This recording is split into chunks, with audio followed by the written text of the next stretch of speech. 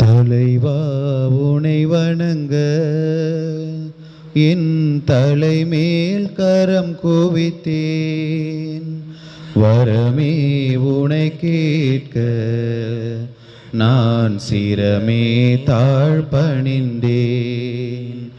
அகல் போல் எரியும் உன் அன்பு அது பகல் போல் மனம் பரவும்.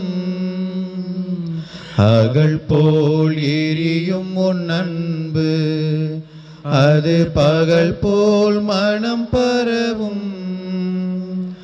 நிலையாய் உனை நினைத்தால் நான் மலையாய் உயர்வடைவேன். நான் மலையாய் உயர்வடைவேன். தலைவா உனை வணங்க என் தலைமேல் கரம் குவித்தேன். வரமே உனை கேட்க நான் சிரமே தாழ்பணிந்தேன். தந்தை மகன் தூய ஆவியாரின் பெயராலே ஆமென். நம் ஆண்டவராய் இயேசு கிறிஸ்துவின் அருளும் கடவுளின் அன்பும் தூய ஆவியாரின் தோழமையும் உங்கள் அனைவரோடும் என்றும் இருப்பதாக. ஆன்மாவோடும் இருப்பாராக. இறையேசுவில் பிரியமான சகோதர சகோதரிகளே, இன்று திரு அவையானது புனித மரியம் தெரேசியா என்பவருடைய நினைவை கொண்டாடுகின்றது. இந்திய நாட்டின் புனிதையாக அவர் விளங்குகின்றார். இந்திய நாட்டிலே கேரளாவில் பிறந்த அவர் இளம் வயது முதலே தன்னுடைய வாழ்க்கையை இறைவனுக்காக அர்ப்பணித்து இறை வேண்டலிலும் பிறர் அன்பு செயல்களிலும் தன்னை முழுமையாக ஈடுபடுத்தி வாழ்ந்தார் என்று அவருடைய வாழ்க்கை குறிப்பு சொல்லுகின்றது. மிக கடினமான சூழலில் வாழ்ந்த போதும் இறைவன் மீது முழுமையான நம்பிக்கை கொண்டு வாழ்ந்த பெண்ணாக அவர் இருந்தார். இறைவனுக்காக தன்னை முழுமையாக அர்ப்பணித்து துறவற வாழ்க்கையை மேற்கொள்ள வேண்டும் என்று விரும்பி அவர் துறவற வாழ்க்கையை மேற்கொள்ளுகின்றார். இளம் வயது முதலே இறைவன் அவருக்கு இறைவாக்குரைக்கின்ற அருளையும் குணமாக்குகின்ற அருளையும் அவருக்கு கொடுத்திருந்தார். அதோடு அவர் ஜெபிக்கின்ற பொழுது தரையிலிருந்து மேலெழுந்து செல்லுகின்ற அருளையும் அவருக்கு கொடுத்திருந்தாராம். அவை ஒவ்வொரு வாரமும் வெள்ளிக்கிழமை அன்று அவர் ஜெபத்தில் தரையிலிருந்து அவ்வாறு மேலெழுந்து சுவற்றிலே சிலுவையில் அறையப்படுவது போல அவர் சுவற்றிலே அவ்வாறு நிற்பாராம். இதை காண்பதற்காக நிறைய மக்கள் வர ஆரம்பித்தார்கள். அதன் பிறகு இயேசு அவருக்கு தன்னுடைய 5 காயங்களை அவருக்கு வரமாக கொடுத்திருந்தார். அவர் அடிக்கடி திருக்குடும்பத்தை தன்னுடைய காட்சியிலே கண்டார். எனவே திருக்குடும்பத்திலும் அவர் தன்னை முழுமையாக அர்ப்பணித்து இயேசு, மரியா, சூசை ஆகியோரிடத்திலே அதிகமாக ஜெபித்து வந்தார் என்று சொல்லப்படுகிறது. இறுதியாக தன்னுடைய வாழ்நாளிலே அவர் திருக்குடும்பத்திற்கென்று ஒரு சபையை அவர் ஆரம்பிக்கின்றார். அதன் சபையினுடைய முதல் உறுப்பினராக அவரும் அவரோடு இணைந்து 3 இளம் பெண்களும் அவ்வாறு தன்னுடைய வாழ்க்கையை முழுமையாக அர்ப்பணித்து புதியதொரு துறவற சபையை அவர்கள் தொடங்குகின்றார்கள். 50 ஆண்டுகள் இந்த உலகிலே வாழ்ந்த அவர் இறைவனுக்கு ஏற்ற வாழ்க்கையை வாழ்ந்து இன்று அவர் ஒரு புனிதையாக உயர்த்தப்பட்டு வைக்கின்றார். 2000ஆவது ஆண்டிலே இரண்டாம் ஜான் பால் அவரை அருளாளர் நிலைக்கு உயர்த்தினார். திருத்தந்தை பிரான்சிஸ் அவர்கள் அவரை இப்பொழுது புனித நிலைக்கு உயர்த்தியிருக்கின்றார். எனவே இந்த புனிதையை இந்திய நாட்டிற்கு கொடையாக இறைவன் அளித்ததற்காக நன்றி செலுத்துவோம். அவர் வழியாக நம் தாய் திருநாட்டை இறைவன் தொடர்ந்து ஆசீர்வதிக்க வேண்டும் என்றும் அவருடைய மனப்பாங்கிற்கு ஏற்ப இன்னும் ஆர்வமுள்ள பக்தியுள்ள பலரை இறைவன் தன்னுடைய புனிதர்களாக உயர்த்த வேண்டும் என்று நாம் இந்த புனிதரின் வழியாக மன்றாடி கேட்போம்.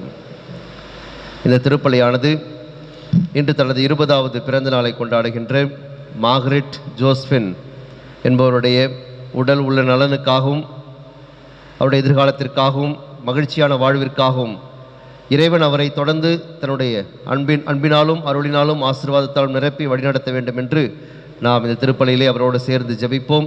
இறைவனுக்கு நன்றி செலுத்துவோம். அதோடு இன்று தனது பிறந்த நாளை கொண்டாடுகின்ற சி துரைசாமி என்பவர் இறைவனுக்கு இத்திருப்பலியில் நன்றி செலுத்துகின்றார். இறைவன் அவரை தொடர்ந்து தன்னுடைய அருளாலும் ஆசிராலும் நிரப்பி வழி நடத்த வேண்டும் என்று, அவருக்கு நல்ல உடல் உள்ள நலன் அளிக்க வேண்டும் என்று அவருக்காகவும் இந்த திருப்பலியிலே மன்றாடுவோம்.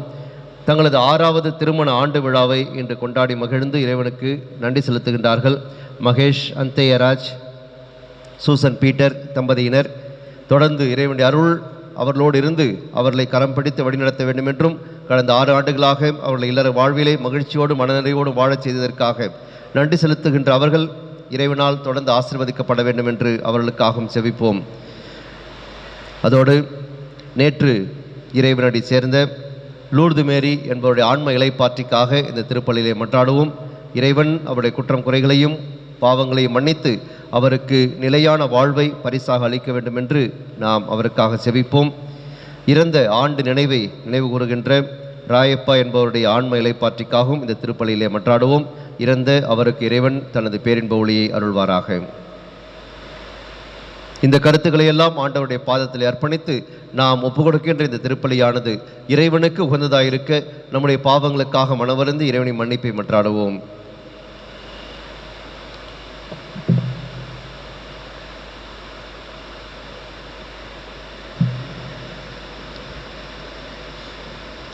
உள்ளம் நொறுங்கி வருந்துவோரை நலமாக்க அனுப்ப பெற்ற ஆண்டவரே இரக்கமாயிரும். ஆண்டவரே இரக்கமாயிரும். பாவிகளை தேடி மீட்க வந்த கிறிஸ்துவே இரக்கமாயிரும். கிறிஸ்துவே இரக்கமாயிரும். தந்தையின் வலப்பக்கம் வீற்றிருந்து எங்களுக்காக தொடர்ந்து பரிந்து பேசுகின்ற ஆண்டவரே இரக்கமாயிரும். ஆண்டவரே இரக்கமாயிரும். எல்லாம் வல்ல இறைவன் நம் மீது இரக்கம் வைத்து நம் பாவங்கள் அனைத்தையும் மன்னித்து நம்மை நிலை வாழ்வுக்கு அழைத்துச் செல்வாராக.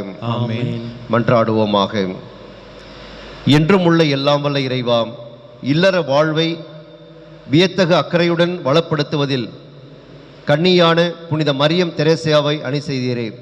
அவரது பரிந்துரையால் ஒவ்வொரு குடும்பமும் ஒரு இல்ல திரு அவையாக திகழ்ந்து வாழ்வின் தேவைகளின் நடுவே கிறிஸ்துவுக்கு உயிருள்ள சான்று பகர கனிவுடன் அருள் புரிவீராக. உம்மோடு தூய ஆவியாரின் ஒன்றிப்பில் இறைவனாய் என்றென்றும் வாழ்ந்து ஆட்சி செய்கின்ற அவர் வழியாக உம்மை மன்றாடுகின்றோம். ஆமென்.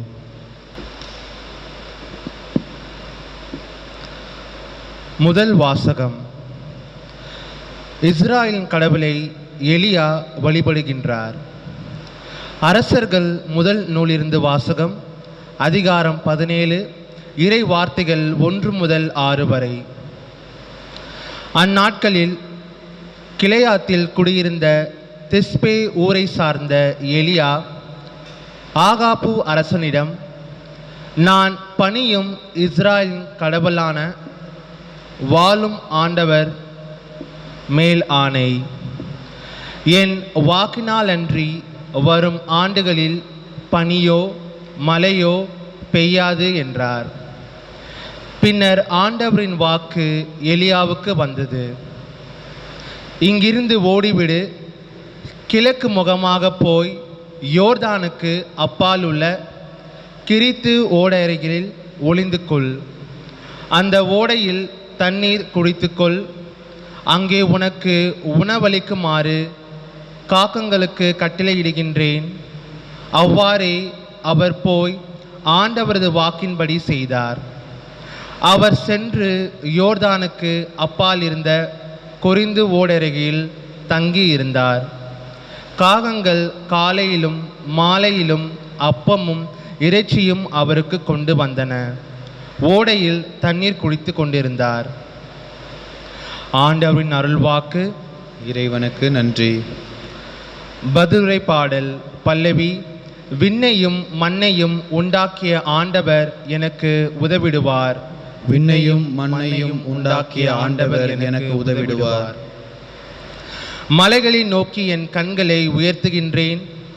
எங்கிருந்து எனக்கு உதவி வரும்? விண்ணையும் மண்ணையும் உண்டாக்கிய ஆண்டவரிடமிருந்தே எனக்கு உதவி வரும். பல்லவி. விண்ணையும் மண்ணையும் உண்டாக்கிய ஆண்டவர் எனக்கு உதவிடுவார். அவர் கால் இடராதபடி பார்த்து கொள்வார். உம்மை காக்கும் அவர் உறங்கிவிட மாட்டார். இதோ இஸ்ராயலை காக்கின்றவர் கண் அயர்வதும் இல்லை, உறங்குவதும் இல்லை. பல்லவி. விண்ணையும் மண்ணையும் உண்டாக்கிய ஆண்டவர் எனக்கு உதவிடுவார். ஆண்டவரை உம்மை காக்கின்றார். அவர் வலப்பக்கத்தில் உள்ளார். அவரே உமக்கு நிழலாவார். பகலில் கதிரவன் உம்மை தாக்காது, இரவில் நிலவும் உம்மை தீண்டாது. பல்லவி. விண்ணையும் மண்ணையும் உண்டாக்கிய ஆண்டவர் எனக்கு உதவிடுவார். ஆண்டவர் உம்மை எல்லா தீமை நின்றும் பாதுகாப்பார். அவர் உயிரை காத்திடுவார். நீர் போகும்போதும் உள்ளே வரும்போதும் இப்போதும் எப்போதும் ஆண்டவர் உம்மை காத்தருள்வார். பல்லவி. விண்ணையும் மண்ணையும் உண்டாக்கிய ஆண்டவர் எனக்கு உதவிடுவார்.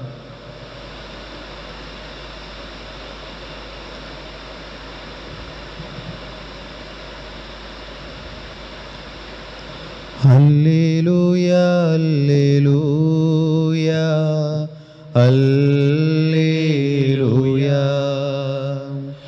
அல்லேலூயா அல்லேலூயா அல்லேலூயா. மகிழ்ந்து பேருவகை கொள்ளுங்கள், ஏனெனில் விண்ணுலகில் உங்களுக்கு கிடைக்கும் கைமாறு மிகுதியாகும். அல்லேலூயா அல்லேலூயா அல்லேலூயா அல்லேலூயா. ஆண்டவர் உங்களோடு இருப்பாராக, உம் ஆன்மாவோடும் இருப்பாராக. புனித மத்தேயு எழுதிய தூய நற்செய்தியிலிருந்து வாசகம். ஆண்டவரே மாட்சி உமக்கே. அதிகாரம் 5, இறைவார்த்தைகள் 1 முதல் 12 முடிய. அக்காலத்தில் இயேசு மக்கள் கூட்டத்தை கண்டு மலை மீது ஏறி அமர அவருடைய சீடர் அவர் அருகே வந்தனர்.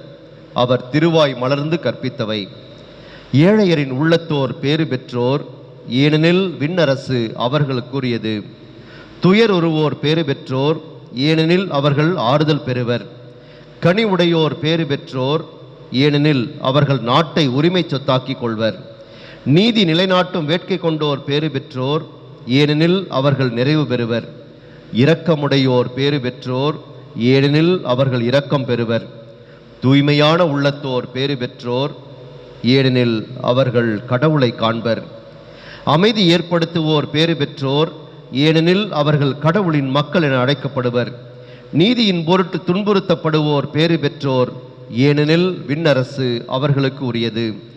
என் பொருட்டு மக்கள் உங்களை இகழ்ந்து துன்புறுத்தி உங்களை பற்றி இல்லாதவை பொல்லாதவை எல்லாம் சொல்லும்போது நீங்கள் பேறு பெற்றவர்களே. மகிழ்ந்து பேருவகை கொள்ளுங்கள், ஏனெனில் விண்ணுலகில் உங்களுக்கு கிடைக்கும் கைமாறு மிகுதியாகும். இவ்வாறே உங்களுக்கு முன்னிருந்த இறைவாக்கினர்களையும் அவர்கள் துன்புறுத்தினார்கள். ஆண்டவரின் அருள்வாக்கு. கிறிஸ்துவே உமக்கு புகழ்.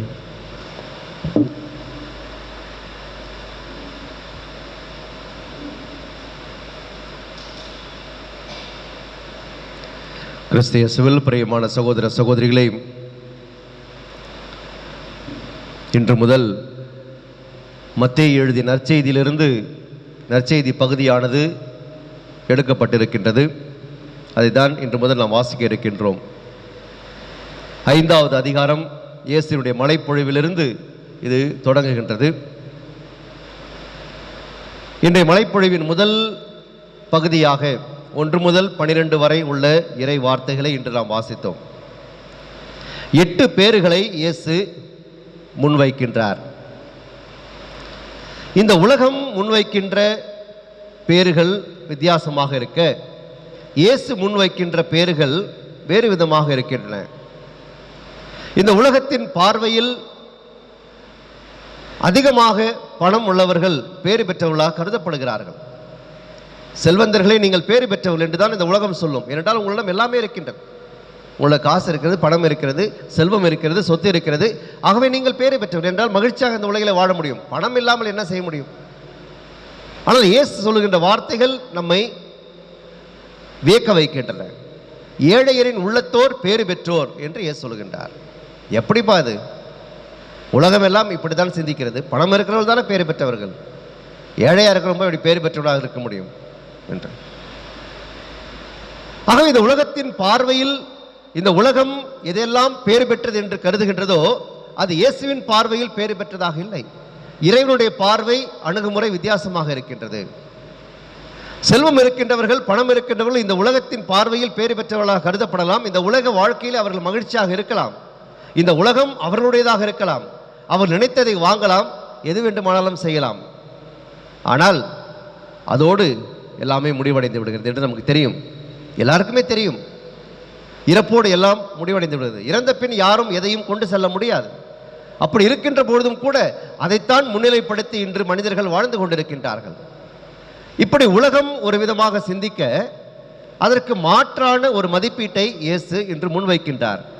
ஏழையரின் உள்ளத்தோர் பேறு பெற்றோர், ஏனெனில் விண்ணரசு அவர்களுக்கு உரியது. இந்த உலகம் செல்வந்தர்களுக்கு உரியதாக இருக்கலாம், ஆனால் விண்ணரசை உரிமையாக்கிக் கொள்ள வேண்டும் என்றால் அது ஏழையரின் உள்ளத்தவராக இருக்கின்ற போது மட்டும்தான் நாம் விண்ணரசை உரிமையாக்கிக் கொள்ள முடியும். ஏனென்றால் ஏழையரின் உள்ளத்தோடு வாழுகின்றவர்கள் கடவுளை நம்பி வாழ்கின்றார். எனக்கு இந்த உலகத்தில் ஒன்றுமே இல்லை, எனக்கென்று யாரும் இல்லை, எனக்கென்று எதுவுமே இல்லை, ஆகவே நான் கடவுளை நம்பி இருக்கின்றேன், கடவுள்தான் எனக்கு எல்லாமே என்று அவர்களுடைய உள்ளம் இறைவனை நாடுகின்றது, இறைவன் மீது நம்பிக்கை கொள்கின்றது, இறைவனை நம்பி வாழுகின்றது. அதனால் அவர்கள் விண்ணகத்தை கண்டிப்பாக உரிமையாக்கிக் கொள்வார்கள். என்றால் இந்த உலகில் வாழ்கின்ற பொழுதெல்லாம் அவர்கள் கடவுளை பற்றியே சிந்திக்கிறார்கள். செல்வந்தர்கள் செல்வத்தின் மீது அவர்கள் அக்கறை செலுத்தி அதன் மீது கவனம் செலுத்தி அதுவே தனக்கு கடவுள் என்று நினைத்துக் கொண்டிருக்கின்றார்கள். ஆகவே அவர்களால் கண்டிப்பாக விண்ணரசை உரிமையாக்கிக் கொள்ள முடியாது. ஆகவே இயேசு சொல்கின்ற மதிப்பீடு இதுதான். அப்ப செல்வந்தர்கள் விண்ணரசில் நுழையவே முடியாதா என்று சீடர்களை இயேசுவிடத்தில் கேட்டார்கள் ஒரு நாள். அப்ப இயேசு சொன்னார், ஊசியின் காதில் கூட ஒட்டகம் நுழைவது எளிது, செல்வந்தர்கள் விண்ணரசுக்குள் நுழைய முடியாது என்று சொன்னார். அப்போ முடியவே முடியாதா என்று கேட்டால் நான் யோசித்து பார்த்தேன். கண்டிப்பாக முடியும். செல்வந்தர்கள் கூட விண்ணரசு நுழைய முடியும். எப்படி என்றால் அவர்கள் எப்பொழுது தங்களுடைய செல்வத்தை ஏழைகளுக்காக கொடுப்பதற்கு தயாராக இருக்கின்றார்களோ அப்பொழுது அவர்கள் விண்ணரசில் நுழைய முடியும். அதைத்தான் அசிசி நகர் பிரான்சிஸ் செய்தார். மிகுந்த செல்வந்தராக இருந்தார். தன்னுடைய எல்லா சொத்துக்களையும் செல்வத்தையும் ஏழைகளுக்கு வாரி வழங்கிவிட்டு அவர் ஒன்றுமில்லாமல் இதோ புறப்பட்டு சென்றார். ஏழ்மையை அவர் மணந்து கொண்டு துறவற வாழ்க்கையை மேற்கொண்டார். அதனால் அவர் ஒரு மிகப்பெரிய ஒரு புனிதராக மாறினார். ஆகவே தங்களுடைய செல்வத்தை மற்றவர்களுக்கு கொடுப்பதற்கு தயாராக இருக்கின்ற பொழுது, மற்றவர்களோடு பகிர்ந்து கொடுப்பதற்கு தயாராக இருக்கின்ற பொழுது அவர்கள் விண்ணரசை உரிமையாக்கிக் கொள்ள முடியும் கண்டிப்பாக. ஆகவே அப்பொழுது அவர்கள் ஏழைகளுடைய உள்ளத்தை தமாக்கிக் கொள்கின்றார்கள், கடவுளை நம்பி வாழ ஆரம்பிக்கிறார்கள். அதனால் அவர்களும் கண்டிப்பாக விண்ணரசை உரிமையாக்கிக் கொள்ள முடியும். துயருறுவோர் பேறு பெற்றோர் என்று இயேசு சொல்கின்றார். இந்த உலகிலே மகிழ்ச்சியாக இருப்பவர்கள் அவர்கள்தான் இந்த நாட்டை உரிமையாக்கிக் கொள்ள முடியும்.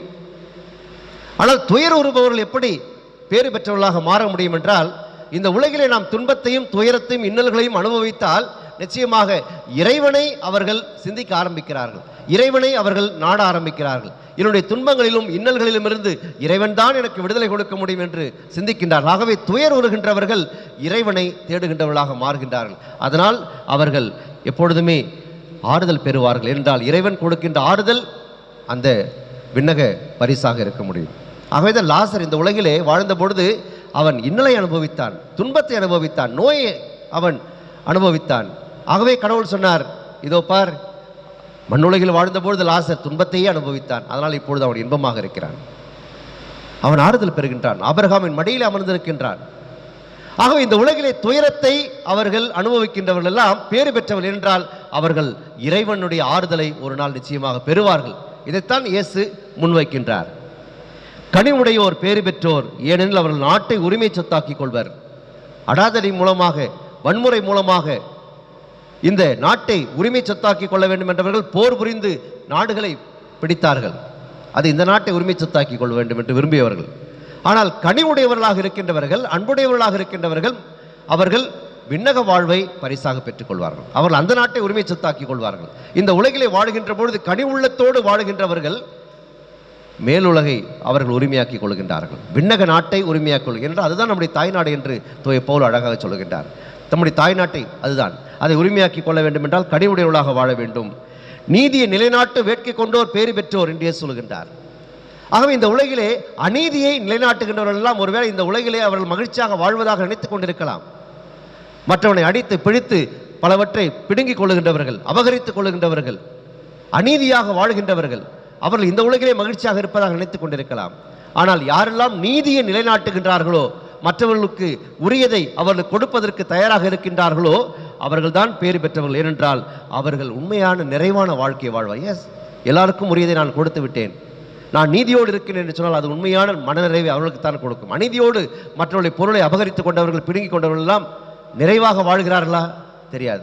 ஒரு பயம் இருந்து கொண்டே இருக்கும். என்றைக்கு இதெல்லாம் நம்மிடமிருந்து பறிபோகுமோ என்ற ஒரு பயம் அவர்களுக்கு இருந்து கொண்டுதான் இருக்கும்.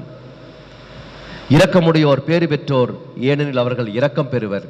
இரக்கத்தோடு வாழ்கின்றவர்கள் தான் இரக்கத்தை பெற்றுக்கொள்கின்றார்கள். யார் மன்னிக்கின்றார்களோ அவர்கள் தான் மன்னிப்பு பெறுவார்கள். யார் இரக்கத்தோடு இந்த உலகிலே வாழ்கின்றார்கள் அவர்கள் கடவுளின் இரக்கத்தை அதிகமாக சுவைத்து அனுபவிப்பார்கள் என்று சொல்கின்றார். எனவே அன்பார்ந்தவர்களே, இப்படி தொடர்ந்து சென்று கொண்டே இருந்தால் உண்மையாகவே இயேசு முன்வைக்கின்ற பேறுகள் எல்லாமே இந்த உலகத்தினுடைய பேறுகளுக்கு மாற்றாக அமைந்திருக்கின்றன. முரண்பாடாக தோன்றலாம், ஆனால் உண்மையான பேறுகள் அவைதான் என்பதை எப்பொழுது நாம் உணர்கின்றோமோ அப்பொழுதுதான் நம்முடைய கிறிஸ்தவ வாழ்க்கை அழகானதாக மாறுகிறது. இந்த உலகம் சிந்திக்கின்ற விதத்திலிருந்து கிறிஸ்தவர்களாகிய நாம் மாறுபட்டு சிந்திக்க அழைக்கப்படுகின்றோம். இயேசுவினுடைய மதிப்பீடுகள் வித்தியாசமான மதிப்பீடுகளாக இருக்கின்றன.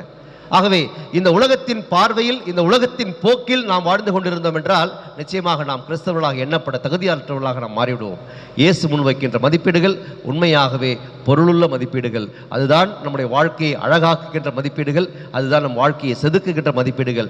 உண்மையான மகிழ்ச்சியை, விண்ணுலக மகிழ்ச்சியை நாம் பெற்றுக்கொள்வதற்கு உதவியாயிருப்பவை இந்த பேறுகள் தான் என்பதை உணர்ந்து நாம் எப்பொழுது ஏழையரின் உள்ளத்தை கொண்டு கனிவுடையவர்களாக, இரக்கமுள்ளவர்களாக, நீதியை நிலைநாட்டு வேட்கை கொண்டவர்களாக, அமைதி ஏற்படுத்துபவர்களாக, தூய்மையான உள்ளமுடையவர்களாக நாம் இருக்கின்றோமோ அப்பொழுது நிச்சயமாக இறைவன் அளிக்கின்ற பேறுகளை நாம் பெற்று இந்த உலகிலே மகிழ்ச்சியாக வாழ முடியும். மறு உலகிலும் நாம் மகிழ்ச்சியோடு வாழ முடியும். அப்படிப்பட்ட மனநிலையை நாம் நமதாக்கி கொள்ள தொடர்ந்து மன்றாடுவோம். நம் வாழ்க்கையில் இன்னல்களையும் துன்பங்களையும் அனுபவிக்கின்ற பொழுது நீங்கள் மகிழ்ச்சி கொள்ளுங்கள். ஏனென்றால் விண்ணுலகில் உங்களுக்கு கிடைக்கப் போகும் செல்வம் அதைவிட மிகப்பெரியது என்ற ஒரு நம்பிக்கையிலே இந்த உலக வாழ்க்கையை வாழ்வோம். அப்பொழுது நமக்கு தெளிவான சிந்தனையும் நல்ல மனநிலையும் கொண்டு நாம் வாழ்வோம். இந்த உலகில் நாம் சந்திக்கின்ற எந்த பிரச்சனையும் நமக்கு பிரச்சனையாக இருக்காது. ஏனென்றால் இறைவன் வாக்களித்து இருக்கின்ற பேரு அதைவிட மகத்தானது என்பதை நாம் உணர்ந்து அதை அடைவதற்கு நாம் நம்மை தகுதியுள்ளவர்களாக மாற்றுவோம்.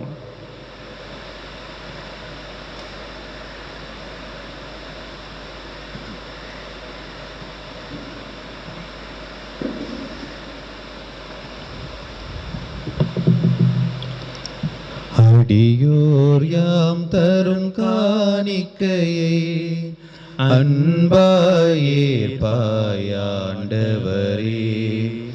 அடியோர் யாம் தரும் காணிக்கையை அன்பாயேற்பாயாண்டவரே.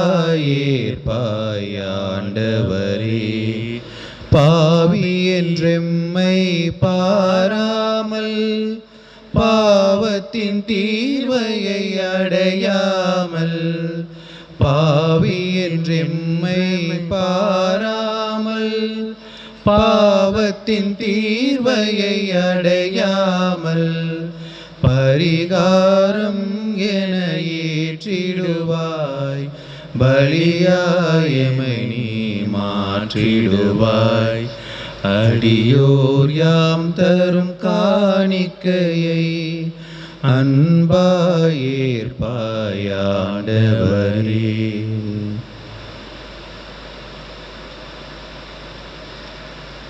சகோதர சகோதரிகளே, என்னுடையதும் உங்களுடையதுமான இப்பலி எல்லாம் வல்ல தந்தையாக இறைவனுக்கு ஏற்றதாகும்படி மன்றாடுங்கள். ஆண்டவர் தமது பெயரின் புகழ்ச்சிக்காகவும் ஆட்சிக்காகவும் தமது நன்மைக்காகவும் புனித திரு அவை அனைத்து நலனுக்காகவும் உமது கையிலிருந்து இப்பலியை ஏற்றுக்கொள்வாராக.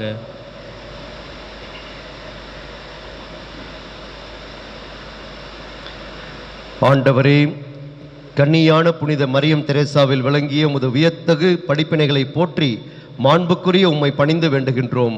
அதனால் அவருடைய பேறு பயன்கள் உமக்கு உகந்தவையா இருந்தது போல கடமை உணர்வுடைய எங்கள் ஊழியமும் உமக்கு ஏற்புடையதாய் இருப்பதாக எங்கள் ஆண்டவராகிய கிறிஸ்து வழியாக உம்மை மன்றாடுகின்றோம். ஆமென்.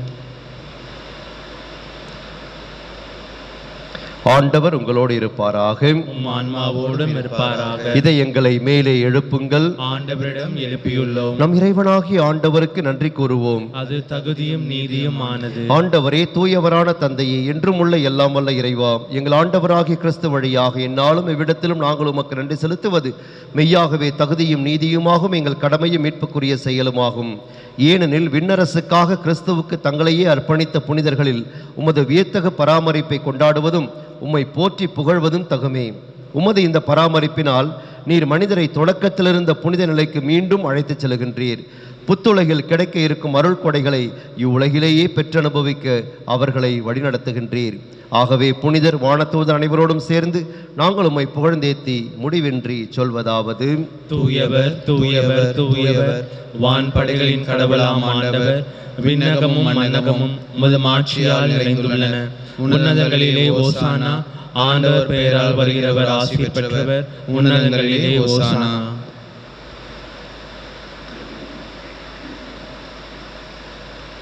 ஆண்டவரே, நீர் மெய்யாகவே தூயவர், தூய்மை அனைத்துக்கும் ஊற்று.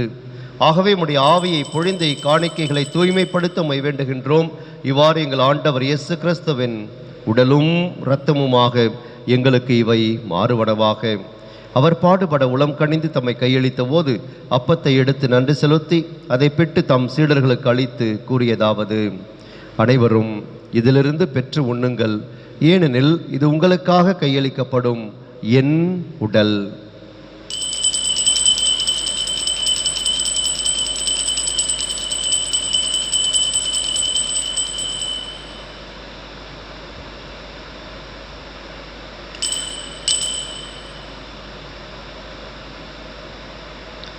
வண்ணமே இரவு விருந்தை அருந்திய பின் கிண்ணத்தையும் எடுத்து மீண்டும் உமக்கு நன்றி கூறி தம் சீடர்களுக்கு அளித்து அவர் கூறியதாவது: அனைவரும் இதிலிருந்து பெற்று பருகுங்கள், ஏனெனில் இது புதிய நிலையான உடன்படிக்கைக்குரிய என் இரத்தத்தின் கிண்ணம். இது பாவ மன்னிப்புக்கென்று உங்களுக்காகவும் பலருக்காகவும் சிந்தப்படும். இதை என் நினைவாக செய்யுங்கள்.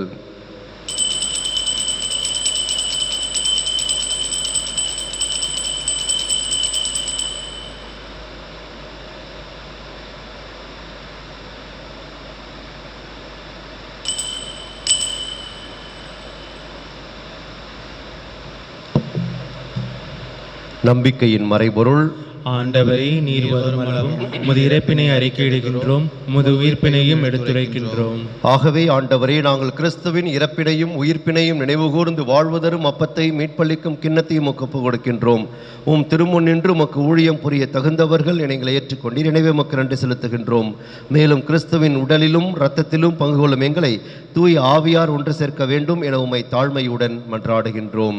ஆண்டவரே, உலகெங்கும் பரவியிருக்கும் உமது திரு அவையை நினைவு கூர்ந்தருளும். எங்கள் திருத்தந்தை பிரான்சிஸ், எங்கள் பேராயர் ஜார்ஜ் ஆண்டனிசாமி, எல்லா திருநிலையினர் ஆகிய அனைவரோடும் உமது திரு அவை அன்பில் நிறைவு பெறச் செய்தருளும். இன்று தனது 20வது பிறந்த நாளை கொண்டாடி மகிழ்ந்து உமக்கு நன்றி செலுத்துகின்ற மார்கரெட் ஜோஸ்பின் என்பவரையும், தன்னுடைய பிறந்த நாளை இன்று கொண்டாடுகின்ற துரைசாமி என்பவரையும், தங்களது 6வது திருமண ஆண்டு விழாவை கொண்டாடி மகிழ்கின்ற மகேஷ் அந்தேராஜ், சூசன் பீட்டர் தம்பதியரையும் உடைய பாதத்தில் அர்ப்பணிக்கின்றோம். அன்பான ஆண்டவரே, நீர் இதனால் வரையில் அவர்களுக்கு செய்த அனைத்து நன்மைகளுக்காகவும் இத்திருப்பலியில் நன்றி செலுத்துகின்ற அவர்களை தொடர்ந்து உமது அருளினாலும் ஆசீர்வாதத்தாலும் நிரப்பி வழிநடத்த வேண்டுமாய் கெஞ்சி மன்றாடுகின்றோம். உடைய தூய் ஆவியாரின் கொடைகளாலும் கனிகளாலும் அவர்களை நிரப்பி வழிநடத்தியருளும். இதனால் என்றும் அவர்கள் உமக்கு உரிய அன்பு பிள்ளைகளாக அவர்கள் வாழ வளரச் செய்திட வேண்டுமாய் கெஞ்சி மன்றாடுகின்றோம். நீர் உலகிலிருந்து உம்மிடம் அழைத்து கொண்ட லூர்து மேரி, ராயப்பா என்னும் உம் அடியார்களை நினைவு கூர்ந்தருளும். உம் திருமகனோடு அவரது இறப்பில் இணைக்கப்பட்டிருந்த இவர்கள் உயிர்ப்பிலும் அவரை போல் இருக்கச் செய்தருளும். மேலும் உயிர்த்தெழும் எதிர்நோக்குடன் துயில் கொள்ளும் எங்கள் சகோதரர் சகோதரிகளையும் இறந்தோர் அனைவரையும் இரக்கத்துடன் நினைவுகூர்ந்து உமது திருமுக ஒளியினுள் ஏற்றருளும். எங்கள் அனைவர் மீதும் இரக்கமாயிரும்.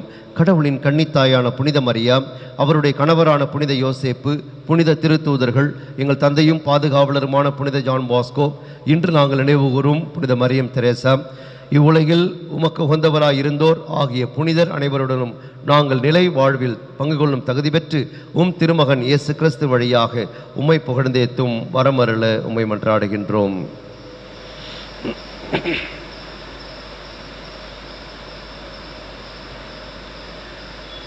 இவர் வழியாக இவரோடு இவரில் எல்லாம் வல்ல இறைவனாகிய தந்தையே, தூயாவியாரின் ஒன்றிப்பில் எல்லா புகழும் ஆட்சியும் என்றென்றும் உமக்கு உரியதே. ஆமென், ஆமென், ஆமென். மீட்பரின் கட்டளையால் கற்பிக்கப்பட்டு இறைப்படிப்பினையால் பயிற்சி பெற்ற நாம் துணிந்து சொல்வோம். விண்ணுலகில் இருக்கிற எங்கள் தந்தையே, உமது பெயர் தூயதென போற்ற பெறுக. உமது ஆட்சி வருக. உமது திருவுளம் விண்ணுலகில் நிறைவேறுவது போல மண் உலகிலும் நிறைவேறுக. எங்கள் அன்றாட உணவை இன்று எங்களுக்கு தாரும். எங்களுக்கு எதிராக குற்றம் செய்வோரை நாங்கள் மன்னிப்பது போல எங்கள் குற்றங்களை மன்னியும். எங்களை சோதனைக்கு உட்படுத்தாதையும் தீமையிலிருந்து எங்களை விடுவித்தருளும். ஆண்டவரே, தீமை அனைத்திலிருந்தும் எங்களை விடுவித்து எங்கள் வாழ்நாளில் அமைதியை கனிவுடன் அருளும் மன்றாடுகின்றோம். உமது இரக்கத்தின் உதவியால் நாங்கள் பாவத்திலிருந்து எப்போதும் விடுதலை பெற்று யாதொரு கலக்கமுமின்றி நலமாயிருப்போமாக. நாங்கள் எதிர்நோக்கி இருக்கும் பேரின்பத்துக்காகவும் எம் மீட்பராகிய இயேசு கிறிஸ்துவின் வருகைக்காகவும் காத்திருக்கின்றோம். ஏனெனில் ஆட்சியும் வல்லமையும் ஆட்சியும் என்றென்றும் அது. ஆண்டவரே இயேசு கிறிஸ்துவே, அமைதியை உங்களுக்கு விட்டுச் செல்கின்றேன், என் அமைதியையே உங்களுக்கு அளிக்கின்றேன் என்றும் திருத்தூதர்களுக்கு மொழிந்தீரே. எங்கள் பாவங்களை பாராமல் உமது திரு அவையின் நம்பிக்கையை கண்ணோக்கி உமது திருவுளத்துக்கேற்ப அதற்கு அமைதியையும் ஒற்றுமையையும் அளித்தருள்வீராக. என்றென்றும் வாழ்ந்து ஆட்சி செய்கின்றவர் நீரே. ஆமென். ஆண்டவர் இயேசுவின் அமைதி உங்களோடு என்றும் இருப்பதாக. உம் ஆன்மாவோடும் இருப்பாராக. ஒருவருக்கொருவர் அமைதியை பகிர்ந்து கொள்வோம்.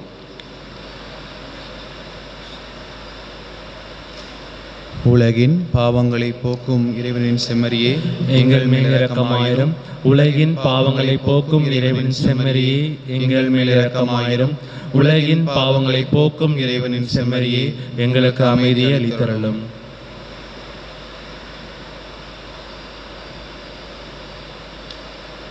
இதோ இறைவனின் செம்மறி, இவரே உலகின் பாவங்களை போக்குகின்றவர்.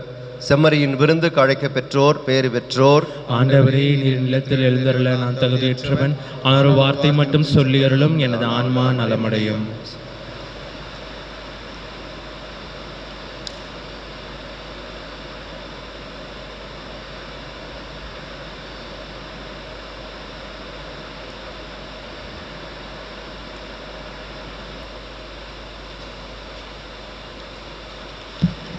எனில் வாரும் என் இயேசுவே, என்றும் என்னோடு உறவாடவே. நீரின்றி ஒன்றில்லையே, இங்கு நீர்தாமே என் எல்லையே. எனில் வாரும் என் இயேசுவே, என் நெஞ்ச வீட்டினில் என் இன்ப பாட்டினிலே உன்னாமம் நான் பாட என் உள்ளம் நீர் வாழவே. என் அன்பு தாயாக என்னாலும் என்னை காக்கவே.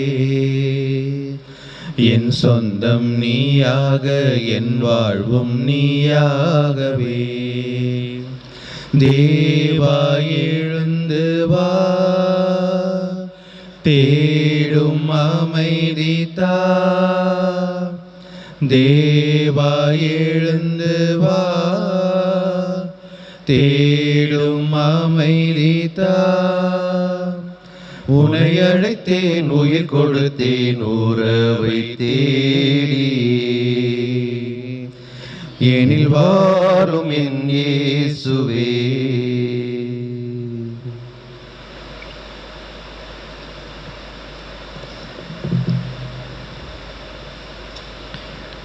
நன்றியோடு மன்றாடுவோமாக. ஆண்டவரே எங்கள் இறைவாம், விண்ணக கொடையின் பங்கேற்பால் ஊட்டம் பெற்ற நாங்கள் உம்மை வேண்டுகின்றோம்.